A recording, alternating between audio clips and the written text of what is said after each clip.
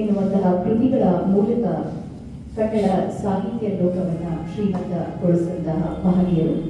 ಅವರ ಸಾಹಿತ್ಯ ಸೇವೆಗೆ ಹೂವಿನ ಪ್ರಶಸ್ತಿ, ಉಗ್ರಾಣ ಪ್ರಶಸ್ತಿ, ಮುದ್ದಣ್ಣ ಪ್ರಶಸ್ತಿ, ದಿನಕರ ದೇಸಾಯಿ ಪ್ರಶಸ್ತಿ ಹಾಗೂ ಗಳಗನಾಥ ಪ್ರಶಸ್ತಿಗಳು ಸಂದಿವೆ. ಅಂತ ಮಹನೀಯರು ಇವತ್ತು ಈ ವೇದಿಕೆಯಲ್ಲಿ ನಾಲ್ಕುದಂತಿ ಕಲೆ ಹಾಗೂ ತತ್ವಗಳ ಸತಿಗೀತ ಕುರಿತು ಮಾತನಾಡಿದ್ದಾರೆ. ಅವರೇ ಶ್ರೀಯುತ ಶ್ರೀ ಆನಂದ್ ಚುಂಜಲ್ ಆಡಿಸ್ತಾರೆ. ವೇದಿಕೆಯ ಮೇಲೆ ಬಂದು ತಮ್ಮ ಮಾತುಗಳನ್ನು ಆಡಬೇಕು ಅಂತ ಈ ಮೂಲಕ ಕೇಳ್ಕೊಳ್ತೇನೆ. ಸರ್, ನಮಸ್ಕಾರ. ಬೇಂದ್ರೆಯವರ ಕಾವ್ಯ, ವಿಶೇಷವಾಗಿ ಜ್ಞಾನಪೀಠ ಪ್ರಶಸ್ತಿಯನ್ನು ಪಡೆದ ಕಾವ್ಯ ನಾಲ್ಕುದಂತಿ ಸಂಕಲನದ ಕವಿತೆಗಳ ಕುರಿತು ಒಂದು 12 ಉಪನ್ಯಾಸಗಳನ್ನು ತಯಾರು ಮಾಡಿ ಅದಕ್ಕೊಂದು ಪುಸ್ತಕ ರೂಪದಲ್ಲಿ ಕೊಟ್ಟು ನಾಲ್ಕುದಂತಿಯ ಚಿಂತನೆಯನ್ನು ಈ ಕಾಲದಲ್ಲಿ ಹೇಗೆ ಮಾಡಿದರು ಅನ್ನೋದನ್ನು ರೆಕಾರ್ಡ್ ಮಾಡುವ ಕೆಲಸವನ್ನು ಟ್ರಸ್ಟ್ ಮಾಡ್ತಾರೆ. ಬಹಳ ಮಹತ್ವದ ಕೆಲಸ ಅದು. ಜೊತೆಗೆ ಅಷ್ಟೇ ಕಷ್ಟದ ಕೆಲಸವೂ ಹೌದು. ಯಾಕಂದರೆ ನಾಲ್ಕುದಂತಿಯನ್ನು ಉಂಡು ಕುಡಿದು ಅರಗಿಸಿಕೊಂಡು ಅದರ ಬಗ್ಗೆ ಸ್ವತಂತ್ರವಾಗಿ ಮಾತನಾಡಬಲ್ಲಂಥ ಚಿಂತಕರು ಕೂಡ ಅವರಿಗೆ ಸಂಪನ್ಮೂಲ ವ್ಯಕ್ತಿಗಳಾಗಿ ಬೇಕಾಗ್ತಾರೆ. ಅವರಿಗೆ ಸಿಗಲಿ ಅಂತ ನಾನು ಹಾರೈಸ್ತೀನಿ.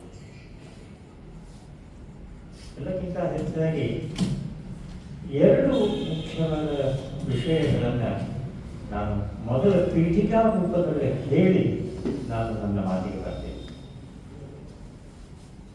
ಒಂದು ಏನಾಗಿದೆ, ಬೇಂದ್ರೆಯವರು ಬಹಳ ದೊಡ್ಡವರು, ಬಹಳ ದೊಡ್ಡ ಕವಿಗಳು.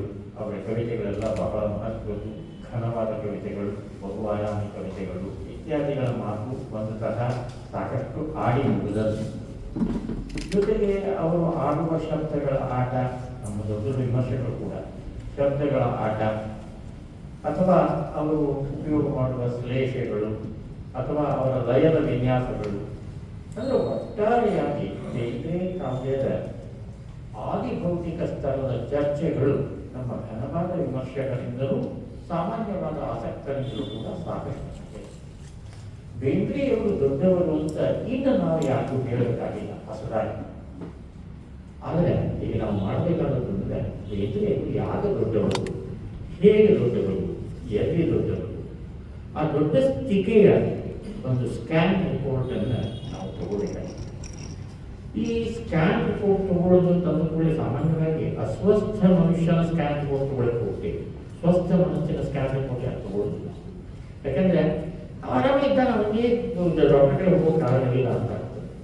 ಆದರೆ ಕನ್ನಡ ಕಾವ್ಯದ ಒಟ್ಟು ಪ್ರಕೃತಿಯ ಅಸ್ವಾಸ್ಥತೆಗೆ ಅನುಗುಣವಾಗಿ ಅದರ ಅಗತ್ಯವಾಗಿ ಬೇಂದ್ರೆ ಕಾವ್ಯದ ಸ್ಕ್ಯಾನ್ ರಿಪೋರ್ಟ್ಗಳನ್ನು ತೆಗೆದುಕೊಂಡು ನಾವು ನಮ್ಮ ಕನ್ನಡ ಕಾವ್ಯ ಪರಂಪರೆಯಲ್ಲಿ ಇವತ್ತು ಅನುಭವಿಸುತ್ತಾ ಇರುವ ಕಾವ್ಯಯಂತ್ರಿ ಭಾವಯಂತ್ರಿ 2 ಹಂತದ ಅಸ್ವಸ್ಥತೆಗಳ ಮೂಲ ಕಾರಣ ಏನು ಅನ್ನೋದನ್ನು ನಾಲ್ಕುದಂತಿಯ ಸ್ಕ್ಯಾನ್ ರಿಪೋರ್ಟ್ಗಳಲ್ಲಿ ಸಿಗಬಹುದೇನೋ ಅನ್ನೋ ಒಂದು ವಿಷಯವನ್ನು ನಾವು ಮಾಡಬೇಕಾಗಿದೆ.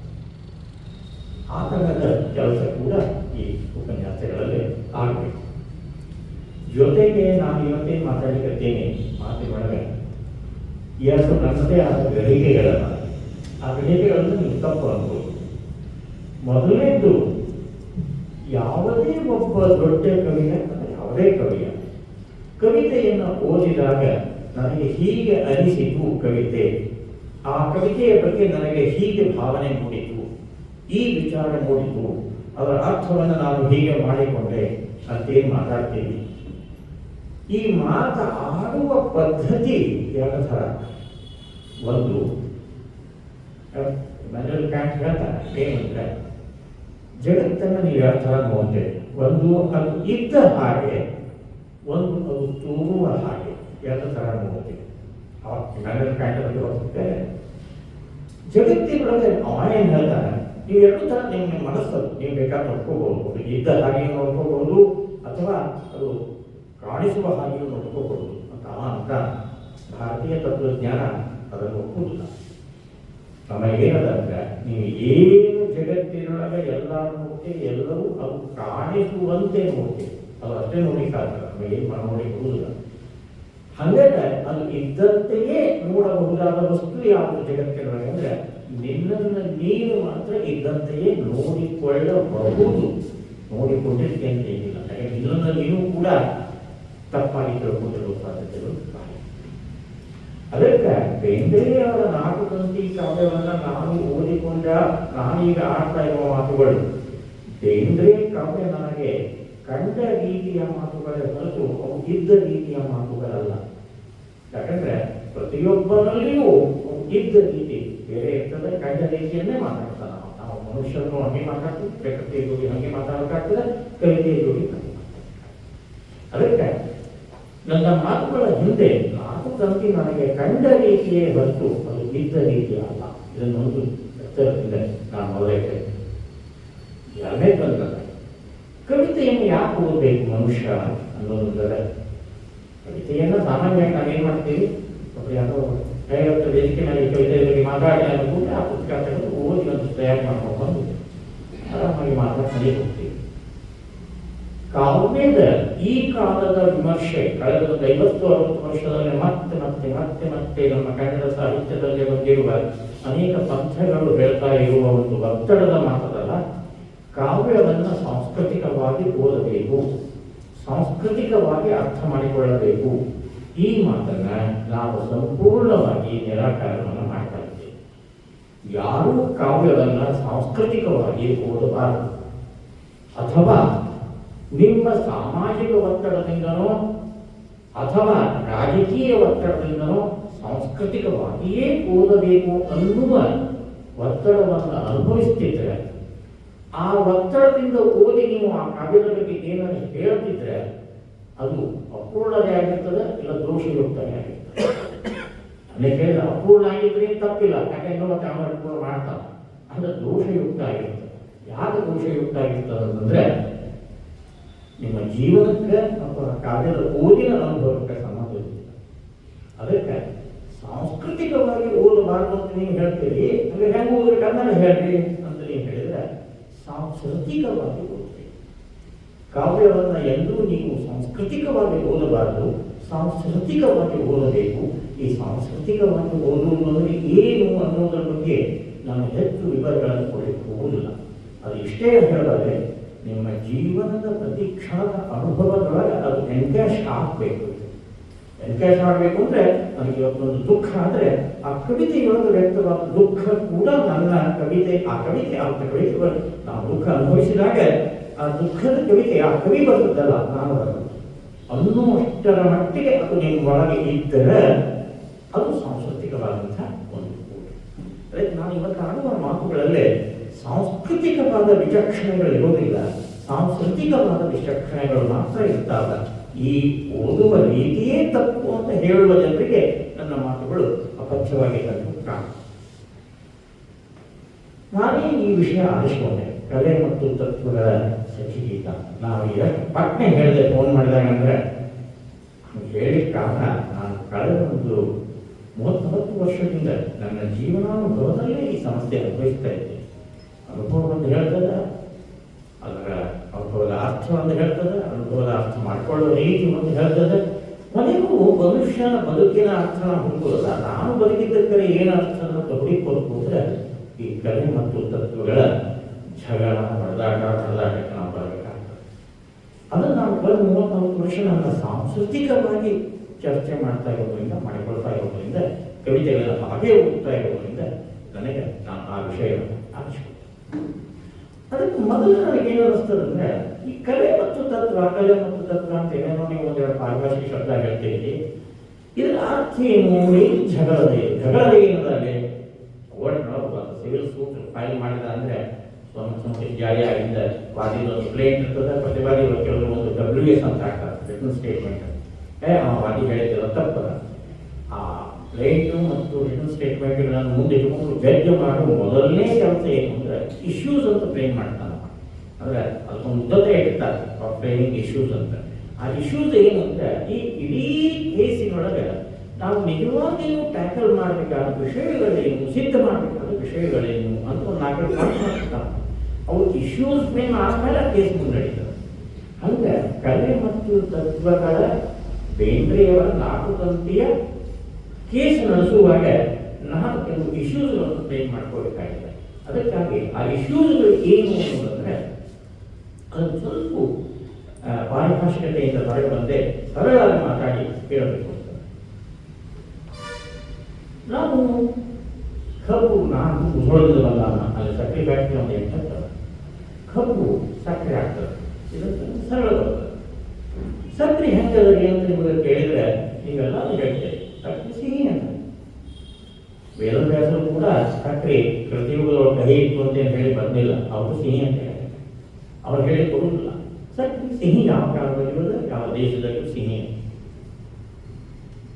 ಆದರೆ ಒಬ್ಬ ಮನುಷ್ಯ ಮೈಯಾಗ ಜ್ವರ ಇತ್ತು ಅಂದರೆ ಅವನ ಬಾಯಿಗೆ ಬಾಯಿ ಕೈನಾಗ ಹೋಗಿದೆ ಅಂತಂದಾಗ ನಾವು ಸಕ್ಕರೆ ಕೊಟ್ಟರೆ ಏನೋ ಸಕ್ಕರೆನೂ ಕೈನಾಗ ಹತ್ತದ ನನಗೆ ಅಂತ ಸಕ್ಕರೆ ಅವನ ಕಹಿ ಹತ್ತದ. ಸಕ್ಕರೆ ಸಿಹಿ ಅಂತ ಸಾರ ಅಂತ ಹೇಳ್ತಾರೆ. ಜ್ವರ ಬಂದು ಅಂದ್ಕೊಂಡವ ಸಕ್ಕರೆ ಕಹಿ ಅದ ಅಂತ ಹೇಳ್ತಾರೆ. ಇದಕ್ಕೆ ಪೂರ್ತಿ ಒಂದು ಮಿನಿಟ್ ಮುಗಿಸ್ಬಿಡ್ಬೋದು ವಾದ. ಏನು ಅಂದರೆ ಅವನ ಜ್ವರ ಅಲ್ಲ ಅದಕ್ಕೆ ಅವ್ನ ಕೈ ಹತ್ತದ ಸಕ್ಕರೆ ಸಿಹಿ ಅಂತ ಮುಗಿಸ್ಬಿಡ್ಬೋದು. ಆದರೆ ನಾನು ಒಂದು ಪ್ರಶ್ನೆ ಕೇಳ್ತೀನಿ, ಸಕ್ಕರೆ ಅವನ ಕಹಿ ಹತ್ತಿದ ಅನುಭವ ಅಲ್ಲ, ಅನುಭವ ಸುಳ್ಳಲ್ಲ. ಸಕ್ಕರೆ ಜ್ವರ ಬಂದವನಿಗೆ ಕಹಿಯಾಗಿ ಹತ್ತಿದ ಅನುಭವದಲ್ಲ, ಅನುಭವ ಸುಳ್ಳಲ್ಲ. ಅದಕ್ಕೆ ತತ್ವದೊಳಗೆ ಸಕ್ಕರೆ ಸಿಹಿ ಅಲ್ಲ, ಕಲೆಯೊಳಗೆ ಅದು ಸಕ್ಕರೆ ಕಹಿಯಾಗಿ ಹತ್ತಕತ್ತದ. ಅಂದರೆ ಈಗ ಕಲೆಯ ಸತ್ಯ ಮುಖ್ಯನೋ ತತ್ವದ ಸತ್ಯ ಮುಖ್ಯನೋ? ಸಕ್ಕರೆ ಸಿಹಿ ಅನ್ನೋದು ಸುಳ್ಳಲ್ಲ, ಸಕ್ಕರೆ ಕಹಿಯಾಗಿ ಇವರಿಗೆ ಅನುಭವ ಬಂದಾಗ ಇದು ಸುಳ್ಳಲ್ಲ. ಅಂದರೆ ಸಕ್ಕರೆ ಸಿಹಿನೋ ಕಹಿನೋ? ಈ ಪ್ರಶ್ನೆಯನ್ನು ಡೀಲ್ ಮಾಡಲಿಕ್ಕೇನೆ ಕಲೆ ಮತ್ತು ತತ್ವಗಳ ಒಂದು ಸ್ವತಂತ್ರವಾದ ರೀತಿಗಳು ಹುಟ್ಟಿದ್ವು ನಮ್ಮಲ್ಲಿ ಅನೇಕ ಕಾರಣ. ಅಂದರೆ ಕಲೆ ಏನು ಮಾಡ್ತದಂದ್ರೆ ನಿನಗಾದ ಅನುಭವ ಏನಲ್ಲ ಅದನ್ನು ಎಂದೂ ಕಲೆ ಡಿನೈ ಮಾಡೋದಿಲ್ಲ.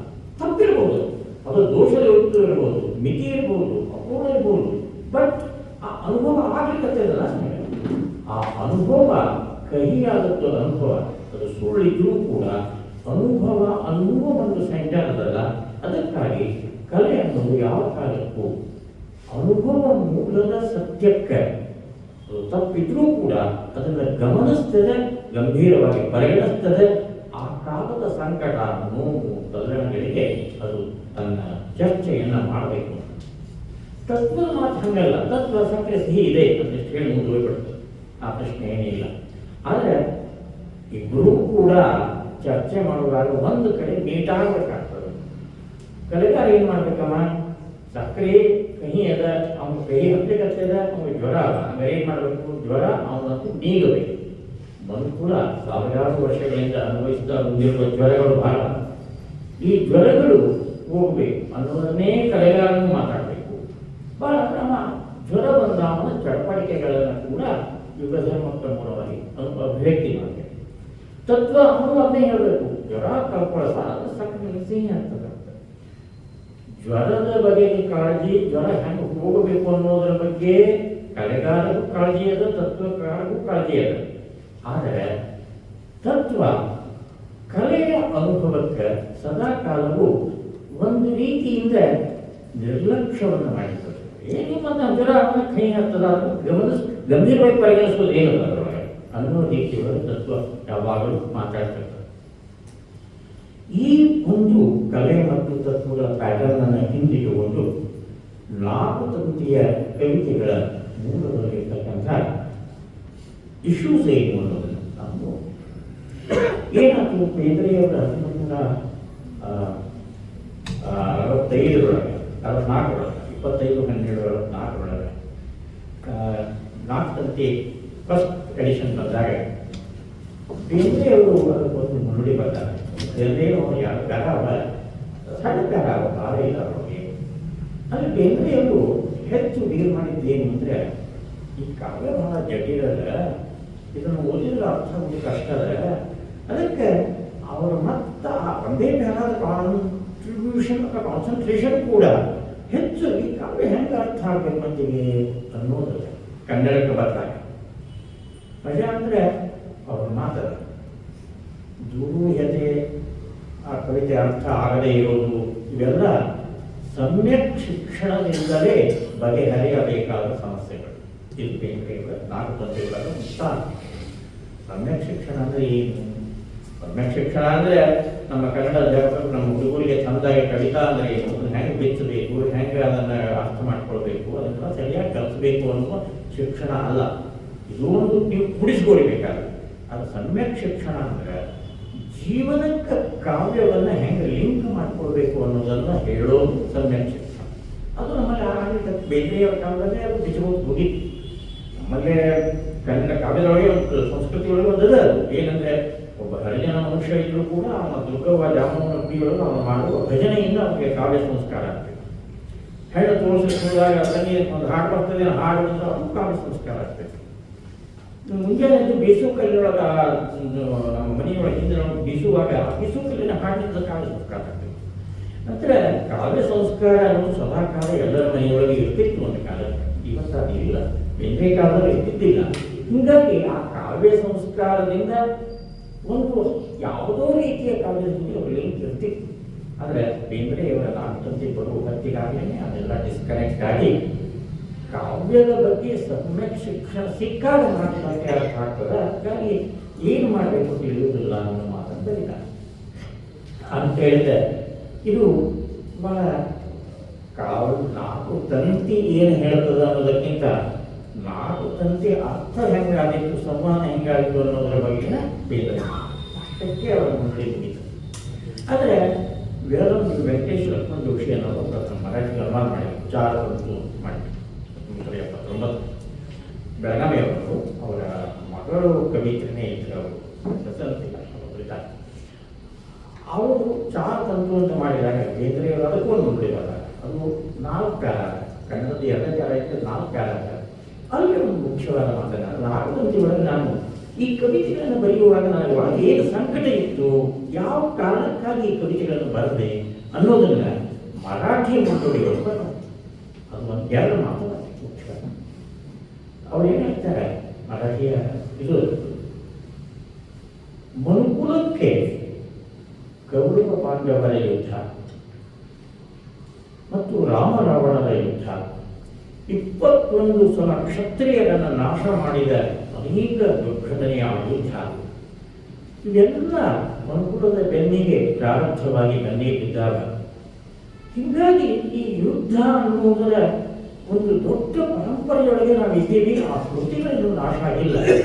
ಅದಕ್ಕಾಗಿ ಈ ಯುದ್ಧ ಅನ್ನೋದನ್ನು ಯಾವ ರೀತಿ ನಾವು ನಿವಾರಿಸಿಕೊಳ್ಳಬೇಕು, ಯುದ್ಧ ಪ್ರವೃತ್ತಿ ಹಾಗೂ ಹೋಗಬೇಕು ಅಂತ ಒಮ್ಮೊಮ್ಮೆ ಅನಿಸ್ತು. ಜೊತೆ ಒಂದು ಮಾತು ಬರೀತಾರೆ, ಬ್ಯೂಟಿಫುಲ್ ಮಾತದು. ಈ ಜಗತ್ತನ್ನು ಜೀವನವನ್ನು ನಡೆಸುವ ಋತುಮಾನ ಅಂತ ಏನದ, ಅದರ ಅಹಂಕಾರ ಕರ್ತೃತ್ವ ಶಕ್ತಿ ಒಮ್ಮೊಮ್ಮೆ ನಾಶ ಆಗಿ ಋತುಮಾನವೇ ನಾಶ ಆಗಿ ಹೋಗಿಬಿಡ್ಬೋದು. ಆದರೆ ಪರಮಾತ್ಮನ ಸಂಕಲ್ಪದೊಳಗೆ ಈ ಇಡೀ ಜಗತ್ತು ಚೆಂದಾಗಿ ನಡಿಬೇಕು ಅಂತ ಏನೋ ಒಂದು ಸಂಕಲ್ಪದ, ಅದು ಎಂದೂ ನಾಶ ಆಗುವುದಿಲ್ಲ. ಇತ್ಯಾದಿ ವಿಷಯಗಳು ಈ 4 ತಂತಿಯ ಕವಿತೆಗಳನ್ನು ಬರೆಯುವಾಗ ಎಂದು ಕೆಲಸ ಮಾಡ್ಯಾವ ಅಂತ ಬೇಂದ್ರೆಯವರು ಮರಾಠಿಯವರು ಬರೀತಾರೆ. ಇದರ ಜೊತೆ ಇನ್ನೊಂದು ಮಾತು ಸೇರಿಸ್ತಾರೆ ಬೇಂದ್ರೆಯವರು, ಏನಂದ್ರೆ, ನಮಗೆ ಸಿಕ್ಕ ಜಯವು ಸುಫಲವೂ ಆಗುತ್ತಿದೆಯೇ ಆಗುವುದೇ ಎಂಬ ತೊಡಕು ಕೂಡ ಈ ಕವಿತೆಗಳ ಹಿಂದೆ ಇದೆ. ಈ ಮಾತು ಬೇಂದ್ರೆಯವರು ಮರಾಠಿಯೊಳಗೆ ಮರಾಠಿ ಮುನ್ನಡಿ ಆಕಾರ. ಏನು ಜಯ ಮತ್ತು ಸುಫಲತೆ ಅಂತಂದ್ರೆ, ನಿಮಗೆ 2 ರಾಷ್ಟ್ರಗೀತೆಗಳು ಗೊತ್ತಲ್ಲ, ಜಯ ಹೇ ಜಯ ಹೇ ಜಯ ಹೇ, ನಿಮಗದು ಗೊತ್ತಲ್ಲ. ಸಸ್ಯ ಶ್ಯಾಮಲಾಂ ಸುಫಲಾಂ ಮಾತಾಡಿ ಇದು ಗೊತ್ತಲ್ಲ. ಹೇಳೋದು, ಮನುಷ್ಯ ಜಯವನ್ನು ಗಳಿಸುವುದು ಹೋಗ್ತಾನೆ. ಜಯ ಜಯ ಜಯ ಜಯ ಎದಿಬೇಕು ಎದಿಬೇಕು, ತಾನು ಚಕ್ರವರ್ತಿ ಆಗಬೇಕು, ಆಡಬೇಕು, ಇನ್ನೊಂದು. ಆದರೆ ನೀವು ಗೆದ್ದದ್ದರೆ ಅದು ಸುಫಲವೂ ಸಸ್ಯಶ್ಯಾಮಲೆಯೂ ಆಗಿ ನಿಮ್ಮ ಮನಸ್ಸು ವಿಕಸಿತವಾಗಿ ಅಲ್ಲಿ ಅಹಂಕಾರ, ಕ್ರೌರ್ಯ, ಅಲ್ಲಿ ಮೊದಲ ಯುದ್ಧದ ಪ್ರಸ್ತಾಪ ಬಂದಿತ್ತು. ಆ ಯುದ್ಧವನ್ನು ಮಾಡುವುದೇ ಒಂದು ಪ್ರವೃತ್ತಿಯಾಗಿ ಬೆಳೆಯಬಾರದು. ನಿಮ್ಮ ಗೆಲುವು ಜಯ ಅಂತರಬಾರದು. ಈ ಸಮಸ್ಯೆ ಕೂಡ ನನಗೆ 4 ತಂತಿಯಾಗಿಂದ ಬಹಳ ಕಾಡೆ ಮಾತನ್ನು ಬೇಂದ್ರೆಯವರು ಬರೀತಾರೆ. ಹಾಗೆ ಇಲ್ಲೇ ಒಂದು ಪ್ರಶ್ನೆ, ಹಿಂಸೆ ಮನುಷ್ಯನ ಒಳಗಿರುವ ಯುದ್ಧ ಮಾಡುವ ಹಿಂಸೆ ಅಥವಾ ಹಿಂಸೆಯ ಮೂಲಕ ಗೆದ್ದಂಥ ಆ ಒಂದು ಶಕ್ತಿ ಅದು ಮತ್ತೊಂದು ರೀತಿಯಿಂದ ಅಹಂಕಾರಕ್ಕೀಡಾಗಿ ಇನ್ನಷ್ಟು ಯುದ್ಧಕ್ಕೆ ಪ್ರವೃತ್ತಿ ಮಾಡಬಾರದು. ಇದು ಬೇಂದ್ರೆಯವರ ಮೂಲಭೂತವಾದ 4 ಪ್ರತಿಯ ಹಿಂದಿನ ಚಿಂತನೆ. ಆದರೆ ಇದಕ್ಕೆ ಅವರು ಬಳಸುವ ರೂಪಕಗಳು, ಅದಕ್ಕೆ ಬಳಸ್ತಕ್ಕಂಥ ಕಾವ್ಯದ ಪರಿಭಾಷೆ, ಕಾವ್ಯದ ಅನೇಕ ಪ್ರತಿಮೆಗಳು, ಇವುಗಳ ಸ್ವರೂಪ ಬಹಳ ವಿಚಿತ್ರ. ಇಲ್ಲಿ ಕಲೆ ಮತ್ತು ತತ್ವವನ್ನು ಅವರು ಹೇಗೆ ಮ್ಯಾನೇಜ್ ಮಾಡ್ಯಾರ ಅನ್ನೋದನ್ನು ನೋಡಬೇಕು. ಮಜಾ ಏನದಂದ್ರೆ, ಮನುಷ್ಯನ ಯುದ್ಧ ಪ್ರವೃತ್ತಿ, ಹಿಂಸೆ ಇವುಗಳಿಗೆ ಮನುಷ್ಯ ಪ್ರಯತ್ನವೇ ಕಾರಣ. ಅದರಿಂದ ಆತ ಒಳ್ಳೆಯವನೂ ಆಗಬಹುದು, ಆತ ದುಷ್ಟನೂ ಆಗಬಹುದು ಅನ್ನೋ ರೀತಿಯ ಒಂದು ಚಿಂತನೆ ಬೇಂದ್ರೆಯವರಿಗೆ. ಅದು ಕಲೆಯ ಒತ್ತಡದಲ್ಲೇ ಬಂದ ಚಿಂತನೆ. ಅಂದರೆ ಯುದ್ಧದಲ್ಲೇ ಅವರ ಜ್ಞಾನಪೀಠ ಪ್ರಶಸ್ತಿ ತಗೊಂಡಾಗ ಮಾಡಿದ ಭಾಷಣ ನೀವು ಓದ್ಬೇಕು. ಆಂಧ್ರ ಕಲೆ ಹಿರೋಶಿಮಾ ನಾಗಸಾಕಿಗಳ ಪ್ರಸ್ತಾಪ ಮಾಡ್ತಾರೆ ಅವರು. ಅಂದರೆ ನೋಡ್ತಾ ಇಡೀ ಮನುಷ್ಯರು ಹಾಳಾಗುವಲ್ಲ, 2 ದೊಡ್ಡ ಸಿಟಿ ಹಾಳಾಗಿ 1000 ಜನ ಬಿದ್ದಿರುತ್ತೆ. ಅದು ಕಡಿಮೆ ಮಾತಾಡಿದ್ದಾರೆ. ಏನಂದ್ರೆ, ಕವಿತೆ ಬರೆಯುವ ಪೆನ್ನಿನೊಳಗಿನ ಮಸಿಯು ಮನುಷ್ಯನ ದೇಹದಲ್ಲಿ ಹರಿಯುವ ರಕ್ತದಕ್ಕಿಂತ ಹೆಚ್ಚು ಗಟ್ಟಿಯಾಗಿದೆಯೇ ಎನ್ನುವುದನ್ನು ನಾವು ಇನ್ನೂ ಪರೀಕ್ಷಿಸಿಕೊಳ್ಳಬೇಕಾಗಿದೆ. ಅದು ಬೇಂದ್ರೆಯವರ ಜ್ಞಾನಪೀಠ ಭಾಷಣದ ಹೇಳೋಣ. ಅಂದರೆ ಮನುಷ್ಯ ಪ್ರಯತ್ನದಿಂದ, ಆತನ ವಿವೇಕದಿಂದ ಜಗತ್ತು ಒಳ್ಳೆಯದಾಗಬೇಕು, ಆಗ್ತದೆ ಅನ್ನೋದು ಅವರ ಕಲೆಯ ಪರಿಕಲ್ಪನೆಯೊಳಗಿನ ಚೌಕಟ್ಟು. ಆದರೆ ಅವರದೇ ಇನ್ನೊಂದು ಮಹತ್ವದ ಒಂದು ಚೌಕಟ್ಟು. ಅದೇನು ಅಂದರೆ, ಅವರು ಅನೇಕ ಮಂದಿ ನಂಬುತ್ತಾರೆ, ದೈವರನ್ನು ನಂಬುತ್ತಾರೆ, ಅನೇಕ ಸಂತರನ್ನು ನಂಬುತ್ತಾರೆ, ಪವಾಡಗಳನ್ನು ನಂಬುತ್ತಾರೆ, ಅನೇಕ ಮಹಾನ್ ವ್ಯಕ್ತಿಗಳ ಘನವಾದ, ತರ್ಕಕ್ಕೆ ನಿಲ್ಲದ, ಕೇವಲ ನಂಬಿಕೆಯಿಂದಲೇ ಯೋಚಿಸಬೇಕಾದ ಅನೇಕ ವಿಷಯಗಳನ್ನು ಬೇಂದ್ರೆಯವರು ನಂಬುತ್ತಾರೆ. ಒಂದು ಕಡೆ ಎಲ್ಲವೂ ಕಟ್ಟಿ ಆಡಿಸುವ ಸೂತ್ರಧಾರನ ಕೈಯಿಂದ ಆಗ್ತದೆ ಅನ್ನುವ ತತ್ವದ ಬೆಂಬಲವೂ ಬೇಂದ್ರೆಯವರಿಗೆ ಬೆಂಬಲದ ಅನ್ನೋದಕ್ಕಿಂತ ಆ ತರಹದ ಒಂದು ಪಾರ್ಟಿಸಿಪೇಷನ್ ಕೂಡ ಅದ. ಆದರೆ ಮನುಷ್ಯ ಪ್ರಯತ್ನ ಮಾಡಬೇಕು. ಇಲ್ಲಿ ಕಲೆಯ ಮೂಲಕ ಇರಬಹುದು, ರಾಜಕಾರಣ ಇರಬಹುದು, ಸಾಮಾಜಿಕತೆ ಇರಬಹುದು. ಮನುಷ್ಯ ತಾನು ಸ್ವತಃ ವಿವೇಕದಿಂದ ಈ ಜಗತ್ತಿನ ಕ್ರೌರ್ಯವನ್ನು, ಇವುಗಳನ್ನು ಗೆದಿಲಿಕ್ಕೆ ಆಗ್ತದನ್ನು. ಆದರೆ ಈ ರೀತಿ ನೀವು ರುದ್ರವಿಲಾಸದ ಬಗೆಯೇ ಬೇರೆ, ಶಿವಕರುಣೆಗೆ ಹೊಯ್ದು ಅನ್ನೋ ರೀತಿಯಲ್ಲಿ ಹೋದರೆ, ಆ ಪರಮಾತ್ಮನ ಕೈಯೊಳಗೆ ಎಲ್ಲ ಇದ್ದಾಗ ಜಯ ಅನ್ನೋದು ಸುಫಲ ಆಗದಿದ್ದರೆ, ಸಸ್ಯಶ್ಯಾಮಲ ಆಗದಿದ್ದರೆ, ಅಥವಾ ಯುದ್ಧಗಳು ಅನಿವಾರ್ಯವೇ ಆದರೆ, ಅದು ಕೂಡ ಆ ರುದ್ರ ವಿಲಾಸವೂ ಕೂಡ ಶಿವಕರುಣೆಯ ಶೆಡ್ಯೂಲ್ಡ್ ಪ್ರೋಗ್ರಾಮ್ ಅಂತ ಯಾಕೆ ತಿಳ್ಕೋಬಾರದು? ಅದು ನೀವು ಒಪ್ಪಲೇಬೇಕು. ನೀವೇ ಹೇಳಿದ್ದದು ರುದ್ರ ವಿಲಾಸದ ಬಗೆಯೇ ಬೇರೆ, ಅದೊಂಥರ ಆಗ್ತದೆ. ಜಗತ್ತು ಹಿಂಸೆಗಳಾಗ್ತಾರೆ, ಗೌರಿಯ ಕೊಲೆ ಏನೇನೋ ಆಗ್ತದೆ. ಆದರೆ ಇದಕ್ಕಿಂತ ಮುಂದೆ ಶಿವಕರುಣೆ ಇದ್ರಿ. ಅಂದರೆ ತತ್ವಕ್ಕೆ ಬಂದರೆ ಶಿವಕರುಣೆ ಹೇಳಿದ್ರು, ಕಲೆಗೆ ಬಂದರೆ ರುದ್ರ ವಿಲಾಸ. ಈ ಒಂದು ಕಾನ್ಫ್ಲಿಕ್ಟ್ ಅಂತ ನಾನು ಹೇಳೋದಿಲ್ಲ, ಇವುಗಳ ಸಂಯೋಗದೊಳಗೆ ಬೇಂದ್ರೆ ಚಿಂತನೆ ಬೆಳಕೊಡ್ತಾರೆ. ಆದರೆ ಇದನ್ನ ಇಷ್ಟು ಸರಳಾಗಿ ಮಾಡ್ಕೊಳ್ಳಿಕ್ಕೆ ಬರುವುದಿಲ್ಲ. ಒಂದೇನಾದರೂ ಬೇಂದ್ರೆಯವರ ಅನೇಕ ರೀತಿಯ ಪರಿಣಾಮ, ಅಂದರೆ ಅವರ ಓದುವ ಅಧ್ಯಯನ ಅನ್ನೋದಕ್ಕಿಂತ ಅವರು ಅನೇಕ ತಾತ್ವಿಕ ಮೌಲ್ಯಗಳ ಸಮುಚ್ಚಯಗಳಿಂದ ಅನೇಕ ಎಳೆಗಳನ್ನು ತಗೋತಾರೆ. ಅವರಿಗೆ ಒಂದು ಕಡೆ ಅಂತೂ ಬಹಳ ಸ್ಪಷ್ಟೆ ಬರ್ತಾರೆ ಅವರು, ನಾವೆಲ್ಲ ಕರ್ನಾಟಕದೊಳಗೆ ದ್ವೈತ ಅಂತ ಮಾಡಿಕೊಂಡು ಹಾನಿ ಮಾಡಿಕೊಂಡಿವಿ, ಇದರಿಂದ ಏನೂ ನಮ್ಗೆ ಉಪಯೋಗ ಇಲ್ಲ, ನಿಜವಾಗಿಯೂ ಇವುಗಳೆಲ್ಲ ಮತಪಂಥಗಳೆಲ್ಲ ತಗಲು ಹೋಗುದು, ಇಡೀ ಒಂದು ಜಾಗತಿಕ ಫಿಲಾಸಫಿಯನ್ನು ನಿರ್ಮಾಣ ಆಗಬೇಕು ಅಂತ ಬರೀತಾರೆ. ಈ ರೀತಿ ಬೇರೆ ಬೇರೆ ತಾತ್ವಿಕ ಕೇಂದ್ರಗಳಿಂದ ಎಳೆಗಳನ್ನು ತೆಗೆದುಕೊಳ್ಳುವಾಗ ಬೇಂದ್ರೆ ಅವರು ಅನುಭವಿಸಿದ ಒಂದು ಸಮಸ್ಯೆ ಅಂದರೆ, ಆ ಯಾವ ತತ್ವದ ಪ್ರಸ್ಥಾನದಿಂದ ಅವರು ತಮ್ಮ ಚಿಂತನೆಗೆ ಮೂಲವಾದ, ಅಂದರೆ ಕಲೆಗೂ ವಿರುದ್ಧ ಆಗಿರಬಾರದು, ತತ್ವಕ್ಕೂ ವಿರುದ್ಧ ಆಗಿರಬಾರದು ಅನ್ನುವ ಎಳೆಗಳನ್ನು ಆಯ್ಕೆ ಮಾಡಿ ತಗೋತಾರೆ. ಆ ಎಳೆಗಳೇ ಎಲ್ಲಿಂದ ಬಂದದ್ದು? ಎಳೆಗಳು ಅಂದರೆ ಅದರ ಮೂಲ ಪ್ರಸ್ಥಾನವೇ ಅನೇಕ ಎಳೆಗಳಿಂದ ಕೂಡಿತ್ತು. ಈಗ ಜ್ಞಾನೇಶ್ವರರ ಕಡೆಯಿಂದ ನೀವು ಒಂದು ಓವಿ ತಗೊಂಡು ಬೇಂದ್ರೆಯವರಿಗೆ ಬರೆದರೆ, ಜ್ಞಾನೇಶ್ವರರ ಜ್ಞಾನ ಬೇಂದ್ರೆಯವರಿಗಿಂತ ಮಾಸ್ಟ್ರಿ ನನಗಂತೂ ಮಟ್ಟಿಗೆ ಯಾರಿಗೂ ಇದ್ದಿದ್ದಿಲ್ಲ. ಬಹಳ ದೊಡ್ಡ ಮನಸ್ಸು ಜ್ಞಾನೇಶ್ವರ. ಅದು ಜ್ಞಾನೇಶ್ವರಿಗೆ ಸ್ವತಃ ಅದು ಶುದ್ಧವಾದ ತತ್ವಜ್ಞಾನ ಅಲ್ಲ, ತತ್ವನೇ ಅಲ್ಲ. ಅವರಿಗೆ ಒಂದು ಕಡೆ ವಾರ್ಕರಿ ಪರಂಪರೆ, ಸಂತ ಪರಂಪರೆ ಇದೆ ಜ್ಞಾನೇಶ್ವರಿಗೆ, ಒಂದು ಕಡೆ ನಾಥ ಪರಂಪರೆಯ ಪರಿಣಾಮ ಅದ, ಇನ್ನೊಂದು ಕಡೆ ಅದ್ವೈತದ ಪರಂಪರೆ ಅಲ್ಲ. ಜ್ಞಾನೇಶ್ವರಿ ಇವತ್ತು ಅದ್ವೈತ ಗ್ರಂಥ ಮಹಾರಾಷ್ಟ್ರದ ಅದ್ವೈತ, ನಾಥ ಪರಂಪರೆ, ಈ ವಾರ್ಕರಿ ಸಂತ ಪರಂಪರೆ, ಇವುಗಳ ಸಮುಚ್ಚಯ ಅಂದ್ರೆ ಅವರು ಮೂಲದಿಂದ ತೆಗೆದುಕೊಳ್ಳುವ ಪರಂಪರೆಯೇ ಇಷ್ಟು ವ್ಯಾಮಿಶ್ರವಾದಾಗ ಅದರೊಳಗಿಂದ ಒಂದು ಮೂರ್ನಾಲ್ಕು ಎಳೆ ಇವರು ತಗೊಂಡಾಗ ಆ ಎಳೆಗಳಲ್ಲಿಯೂ ಕೂಡ ವ್ಯಾಮಿಶ್ರವಾಗಿರ್ತಾವ ಅನ್ನೋದನ್ನ ಹೇಳ್ತಾರೆ. ಅವ್ರು 4 ಎಳೆ ತಗೊಳ್ಳಿ, 10 ಎಳೆ ಒಳಗೆ ಆ 4 ಎಳೆಗಳು ವ್ಯಾಮಿಶ್ರವಾಗಿ. ಅಂದ್ರೆ ಆತ್ಮ ವ್ಯಾಮಿಶ್ರವಾದ ಎಳೆಗಳನ್ನು ತಗೊಂಡು ಕಾವ್ಯ ಕಟ್ಟಿ ಬಿಡುತ್ತಾರೆ ಬೇಂದ್ರೆಯವರು ಅಂದ್ರೆ ಅದು ಆಗುದಿಲ್ಲ. ಯಾಕಂದ್ರೆ ಬೇಂದ್ರೆಯವರು ಅವುಗಳನ್ನು ಸಂಯೋಜನೆ ಮಾಡಿಕೊಂಡು ತಮ್ಮ ಜೀವನಾನುಭವದಿಂದ ನಾಗ ಸಾಂಸ್ಕೃತಿಕ ಅಂತ ಹೇಳಿದ್ರು. ಒಟ್ಟೊಟ್ಟೆ ಒಂದು ಇಂಗ್ಲಿಷ್ ಪ್ಯಾರ ಸಿಕ್ಕಿದ್ದಾನೆ ಅವರೊಳಗೆ ಅದನ್ನೇ ಹೇಳ್ತಾರೆ. ಬೇಂದ್ರೆಯವರು ತಮ್ಮ ಸಂಸಾರದ ಅನುಭವದಿಂದ ಹೊರತಾದ ಯಾವ ಕವಿತೆಯನ್ನು ಬರೆಯುವುದಿಲ್ಲ. ಅಂದ್ರೆ ಅದರ ಹಿಂದೆ ಒಂದು ಗಟ್ಟಿಮುಟ್ಟಿಯಾದ ಅನುಭವ ಇರ್ತದೆ. ಅದನ್ನೇ ನಾನು ಸಾಂಸ್ಕೃತಿಕ ಅಂತ ನಾಗ ಹೇಳಿದೆ. ಹಾಗೆ ಬೇಂದ್ರೆಯವರು ಆಯ್ಕೆ ಮಾಡಿಕೊಂಡಂಥ ತತ್ವ ಸಮುಚ್ಚಯಗಳೊಳಗಿನ ಎಳೆಗಳ ವ್ಯಾಮಿಶ್ರತೆಯನ್ನು ಸಂಯೋಜನೆ ಮಾಡುವಾಗ ಇನ್ನೊಂದು ಸಮಸ್ಯೆ ಏನಾಗ್ತದೆ, ಅವರು ಸ್ವಂತದ ಒಂದು ಎಳೆಯನ್ನು ಕೂಡಿಸ್ಬೇಕಲ್ಲ, ಅದರೊಳಗೆ ಕೂಡಿಸಿದಾಗ ಆ ವ್ಯಾಮಿಶ್ರತೆಗೂ ಈ ತಮ್ಮ ವೈಯಕ್ತಿಕವಾದ ಸಾಂಸ್ಕೃತಿಕ ಎಳೆಗೂ ಕೂಡಿಸಿದಾಗ ಕಾವ್ಯದ ಚಿತ್ರ ಅಥವಾ ಕಾವ್ಯದ ಆಕೃತಿ ಬಹಳ ಕಾಂಪ್ಲಿಕೇಟೆಡ್ ಆಗ್ತದೆ. ಯಾಕೆ ಕಾಂಪ್ಲಿಕೇಟೆಡ್ ಆಗ್ತದೆ ಅಂದ್ರೆ ಮೂಲ ಎಳೆಗಳೇ ಅವು ವ್ಯಾಮಿಶ್ರ. ಬೇಂದ್ರೆ ಅವರ ಸ್ವಂತ ಜೀವನದ ದಾರ್ಶನಿಕ ದೀಕ್ಷೆಗಳು, ರೂಪಗಳು, ಜೀವನ ಅಂದರೆ ಇದು ಅಂತ ಹೇಳುವ ಅನೇಕ ವಿಷಯಗಳು ಅದು ಕೂಡ ಬಹಳ ಕಾಂಪ್ಲಿಕೇಟೆಡ್. ಯಾಕೆ ಕಾಂಪ್ಲಿಕೇಟೆಡ್ ಅಂದರೆ ಮತ್ತೆ ಕಲೆ ಮತ್ತು ತತ್ವಗಳ ನಡುವಿನ ಸಂಯೋಜನೆ ಮಾಡಿಕೊಳ್ಳೋದು ಕಷ್ಟ. ಪುಟ್ಟ ವಿಧವೆ ಅಂತ ಹೇಳ್ತಾರೆ ಬೇಂದ್ರೆ.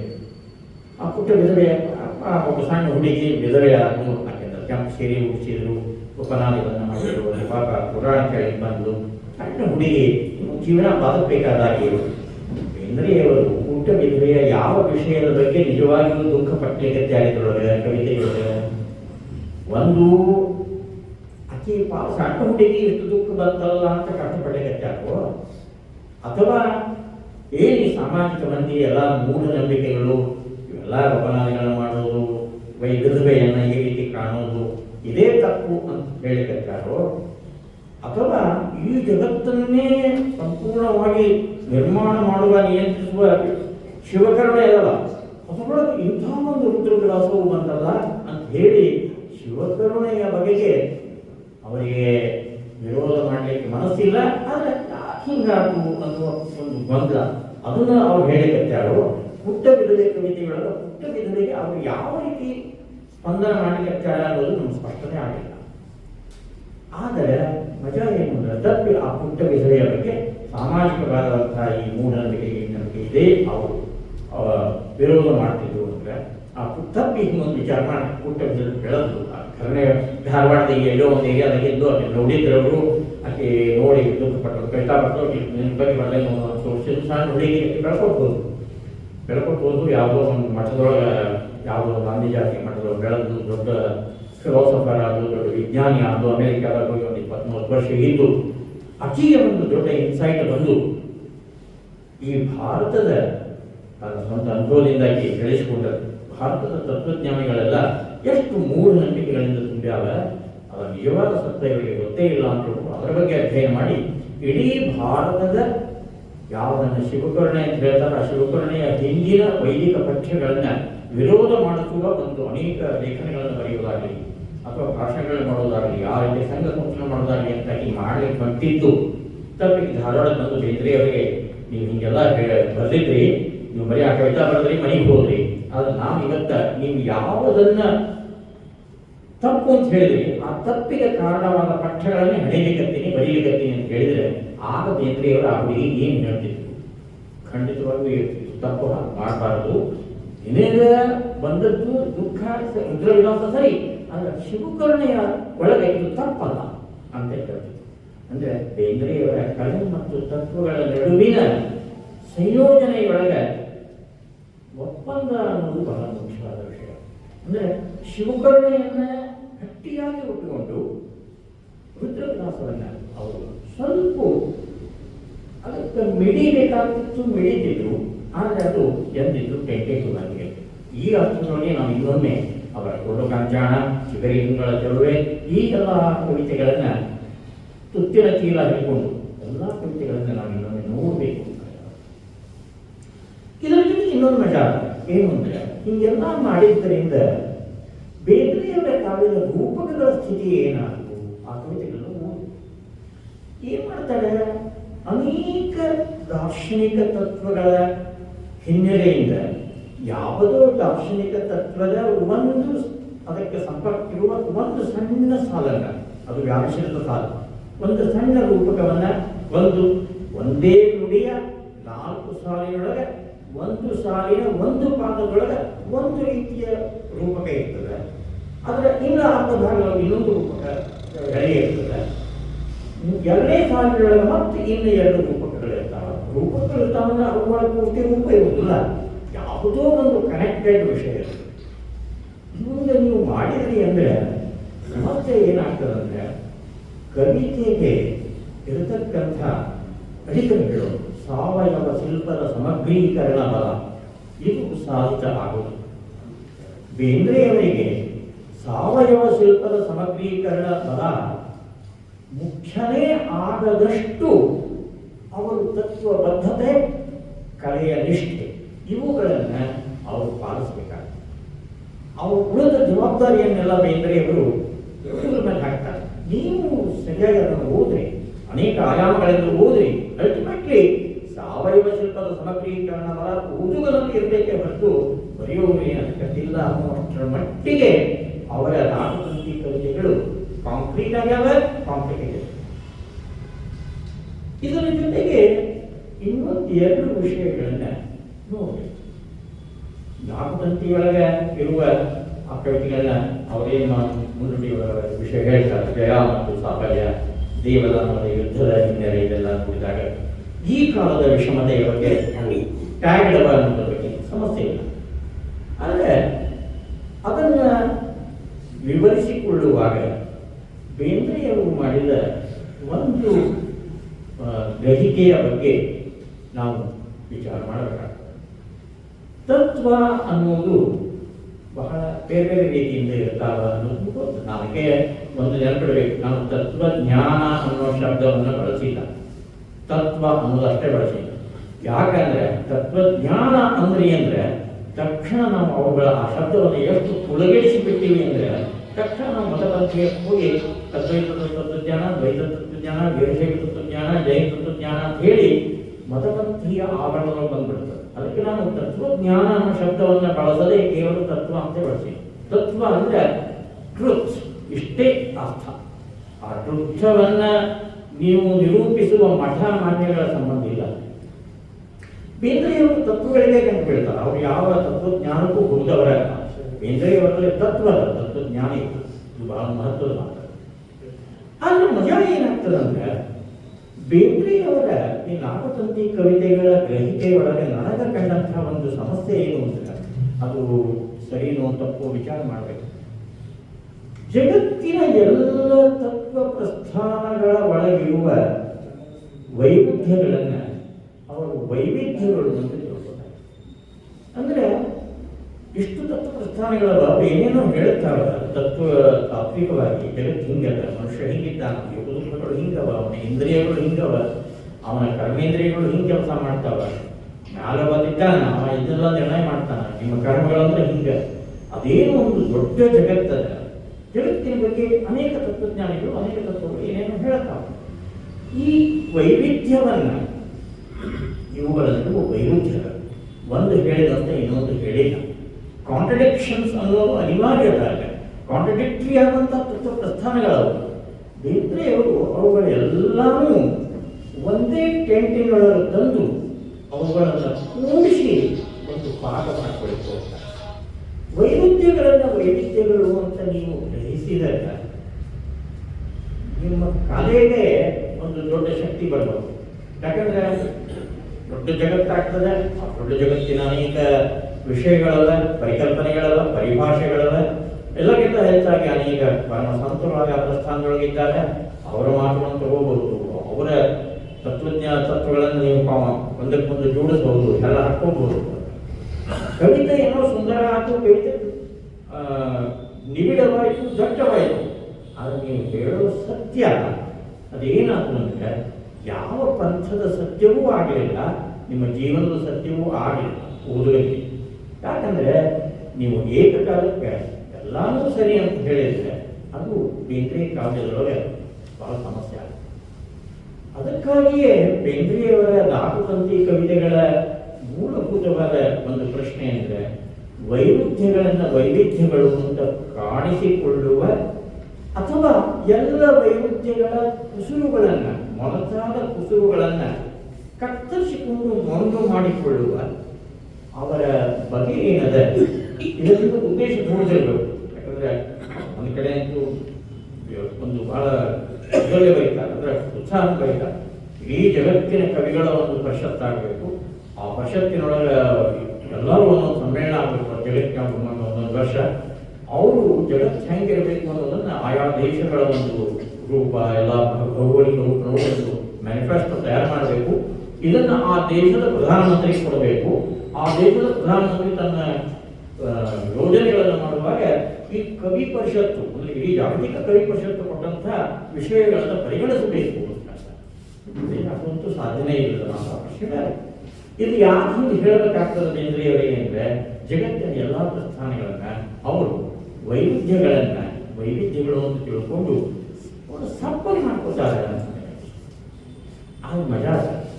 ಅವರ ಪ್ರಸ್ಥಾನಗಳಿಗೆ ವಿರುದ್ಧವಾದ ಅನೇಕ ಪ್ರಸ್ಥಾನಗಳವಲ್ಲ, ಅಂದರೆ ಅವನ್ನ ನೀವು ವೈವಿಧ್ಯಗಳು ಅಂತ ಒಳಗೆ ತರ್ಕೊಳ್ಳಿಕ್ಕೆ ಬರಲಾದ ಪ್ರಸ್ಥಾನಗಳವ. ಅವುಗಳ ಬಗ್ಗೆ ಏನು ಮಾಡ್ತೀವಿ? ಆ ಅರ್ಥದೊಳಗೆ ಈಗ ಶಾಸ್ತ್ರ ಇದ್ದಾನೆ, ಕ್ರಾಮೋ ಇದ್ದಾನೆ, ಅಥವಾ ಮಾರ್ಕ್ಸ್ ಇದ್ದಾನೆ, ಫ್ರಾಯ್ಡ್ ಹಿಂಗಿದ್ದಾರೆ. ಇವ್ರ ಬಗ್ಗೆ ಮತ್ತು ಬೇಂದ್ರೆ ಏನು ಹೇಳಿದ್ರು ಅಂದರೆ ಅವರನ್ನು ಸಂಪೂರ್ಣವಾಗಿ ಹೊರಗಿಟ್ಟು ಬಹಳ ಸಣ್ಣ ಧ್ವನಿ ಒಳಗೆ ಇವರೆಲ್ಲ ಬಹಳ ತಪ್ಪು ಮಾಡಲಿಕ್ಕೆ, ತಪ್ಪು ಹೇಳಲಿಕ್ಕೆ, ಜಗತ್ತನ್ನು ತಪ್ಪು ಹಾಗೆ ಹಚ್ಚಾರ ಅನ್ನೋ ಮಾತನ್ನ ತಮ್ಮ ಖಾಸಗಿ ಹರಟಿ ಒಳಗೆ ದಾಗು ನಿಷ್ಪಾಣೆ ಅಂತ ಹೇಳ್ತೇನೆ. ಯದಿ ಪಡಿಕೆ ಕರೀತಾರೆ.